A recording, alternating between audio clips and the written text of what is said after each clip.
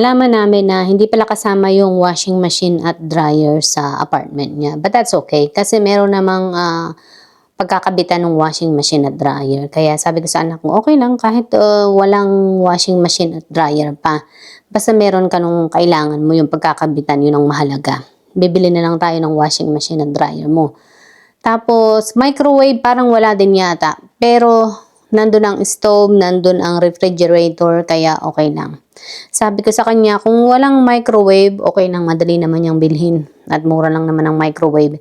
Yan ang uunahin nating bilhin. Tapos pangalawa, yung washing machine at dryer, pwede namang gawin later on. Sabi ko sa kanya, pwede rin nating bilhin yan sa susunod or pagsabay natin. Basta tingnan muna natin yung apartment mo bago tayo bumili ng mga kailangan. Yung pagkakabitan, siguraduhin natin na yun nga yung pagkakabitan natin bago tayo bumili. Sabi ko sa kanya ganun. Yun. Ay, excited na ako para sa kanya. Yun, hopefully maganda yung apartment na yun. Pero nakita naman namin yung review. Okay naman yung review. Maganda raw. At ang tawag dito, hindi siya yung parang nasa ghetto. Kaya, yun, mapapanatag yung kalooban ko. Ayun, excited ako para sa kanya, sa kanyang pagsisimulang buhay. Medyo nakakakaba pero kakayanin dahil ganito talaga. Alam mo, ganito yung feeling kapag yung anak mo is lalayo sa'yo, maninirahan ng kanya. Iba yung kaba eh. Iba yung pag-aalala mo talagang nandoon pa rin, hindi maiwasan. Yun, pero responsible naman ang anak ko kaya hopefully ay makaya niya. Yun, parang sa isip ko is talagang nakakatuwa lang talaga dito sa anak ko is para talaga siya pang, hindi ko alam, yung bata pa talaga o talagang attached sa akin or talagang ganun lang talaga siya ka-close sa akin. Kaya lahat ng mga guidance niya ay talagang kailangang imungkahi sa akin. Ganun siguro talaga kasi nga, bago pa lang, bata pa lang. I mean, hindi naman ako nagrereklamo, natutuwa nga ako dahil alam mo yung masarap sa pakiramdam na tatakbuhan ka nung anak mo na sa lahat ng mga guidance. Ibig sabihin is, ikaw ay inaasahan niya na yung parang makakatulong sa kanya at least sa mga ganong sitwasyon. Yun. Talagang ako yung tumulong sa kanya, yung tumutulong sa kanya sa paghahanap ng apartment niya, yung mga kailangan niya. Kaming dalawa yung naghahanap. Tulungan kami sa paghahanap ng apartment niya. Yes. At syempre, yung mga kailangan niyang itanong, imungkahi sa akin niya tinatanong at sa akin niya nahingi siya ng guide. Kaya natutuwa ako doon dahil ibig sabihin is pinagkakatiwalaan niya ako, kumbaga. At yun, tinuturuan ko siya ng mga gagawin niya. And yun nga, nakikinig ang anak ko sa lahat ng mga guidance na itinuturo ko sa kanya. Kaya natutuwa din ako kahit paano. Yun. Kagaya ngayon, sabi niya, nag-text, "Ma, hindi pala kasama yung washing machine at dryer sa apartment ko. Pero meron namang pagkakabitan." Sabi ko, sabi ko sa kanya, walang problema. Kung walang washing machine and dryer, okay lang, bili na lang tayo.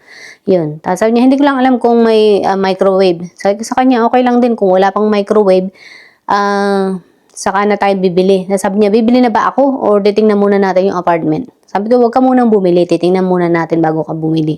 At baka mamaya may microwave na doon.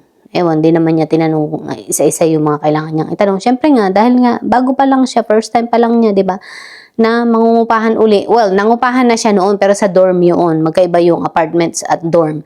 Well, halos pareho din. Pero yung dorm kasi, nandun na yung lahat ng kailangan nila.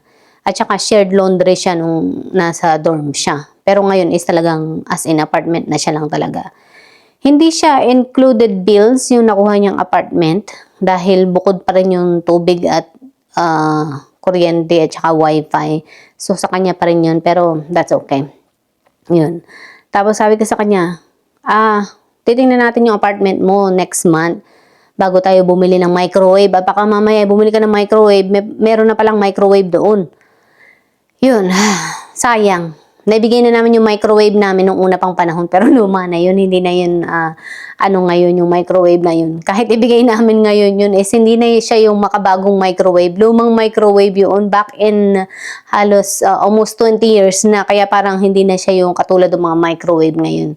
Yun. Kaya sabi ko, wag na. Bili na siya ng bago. Yun. Naniningin-ningin na ako ngayon ng washing machine kung magkaano. May mahal palang washing machine. Diyos ko. Merong presyo na 2,000 ang isa. Washing machine lang yun. Wala pa yung dryer. Sabi ko, Diyos ko po, pagkamahal. Tapos may nakita ako na word, parang 400 lang. Sabi ko, ito na bibilhin ko muna. Sabi ko sa kanya ganun. Yun. Nakakatuwa dahil parang beginning of his new life ngayon. 20 pa lang ang anak ko, yes. At ngayon ay talagang papasok na siya sa mundo ng, alam mo yun, puro bills. At siya na talaga lahat ang magbabayad ng bills. Pero syempre gusto kong tulungan siya ng mga gastusin kagaya nitong washing machine at dryer. Kahit yun man lang at microwave ang bilhin ko para sa kanya. Para kahit paano ay makatulong ako. Yun. Pero we'll see pa rin kasi gusto ko rin naman na matuto ang anak mo, kumbaga. Yun, na hindi lahat ng bagay ay kailangan nakaasa sa magulang. Kumbaga, yun, gusto kong makita ko na kaya niya talaga ang buhay. Na kaya niya yung mga bills. Yun, kaya niya na dalhin ang lahat para sa sarili niya. Kasi ayokong lumaki siya na yung parang hindi niya kayanin ng buhay, sumuko na siya. Mahal pala, ayoko na, babalik na ako sa inyo, parang ganun. Yun, ayokong dumating yung ganun. I mean, di naman masamang tumira uli siya sa amin at bumalik uli sa amin. Pero yung makita na wala talaga siyang ginagawa sa buhay niya, doon ang ayoko talaga. Yan, pero hopefully hindi dumating sa ganung point. Ako ay maghuhugas ng mga plato, dami kong hugasin. At saka, magtitimpla uli ako ng kape, kakain ako ng donuts. Alright, hanggang sa muli, update ko ulit sa inyo. Next month na ang lipat niya. April 11 ang kanyang lipat. Hopefully, ay day off ko noon para matulungan ko siya. Yun, gagamitin ko rin yung kotse ko para paglagyan ng mga gamit niya. Yun. Tapos, hopefully is matapos namin in one day and then makapunta kami ng Home Depot or Lowe's, maniningin kami ng washing machine and dryer. I'm excited for him. Yun. Sa kanyang pagbukod at panimula ng kanyang buhay. Yes. Sabi ko nga sa kanya nung una, nag-aalala pa siya na baka daw hindi niya kayanin yung gastusin, na baka daw hindi niya kaya yung mga bayarin. Pero, yun nga, tinuruan ko ang anak ko kung paano siya hindi ma-stress. Sabi ko ganito, meron kang sahod, diba? Ito yung sahod mo.